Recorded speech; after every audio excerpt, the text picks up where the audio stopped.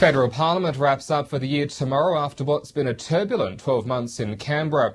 To look back on it all, I'm joined by the member for Wakefield and Labor's manufacturing spokesman Nick Champion, who joins us from Canberra. Nick Champion, good evening.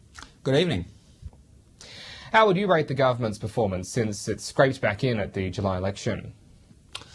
Well, it's completely failed South Australia to give it both confidence and assistance in what is going to be a pretty difficult economic transition. And we see that economic transition playing out in both my electorate and the northern suburbs of Adelaide, and of course with broader economic effects across Adelaide, both in car making and shipbuilding, and also in regional South Australia in terms of Whaler and the steel industry. So what we really need is a government that's prepared to pay attention to South Australia, both in policy detail and in terms of leadership, and that's been sadly absent since the election.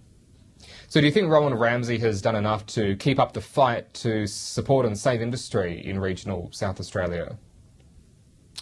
Well, look, Rowan's a pretty good bloke, farmer from Buckleboo. But I think he's been badly let down by a ministry which is more concerned about their own jobs than they are the jobs of South Australians. And that's I suppose, the tragedy here is that we really have a government in Canberra, which is obsessed by its own leadership issues between Mr Turnbull and Mr Abbott, and its own divisions in terms of jobs, climate change, and most recently the Murray-Darling Basin plan. So we're seeing a government that's divided on personality terms and a government that's divided on both policy grounds as well.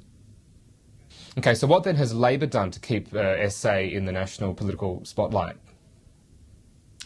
Well, what we want to do is do what we did in the election, and that is provide a positive jobs plan, a positive health and education plans, and a positive broadband plan for South Australians to consider at the election. We obviously had a good result in the federal election, but the best result would be to win and then to implement things like the National Broadband Network and things like our plans for education and health, which will help in particular rural South Australians by giving them better schools and better hospitals.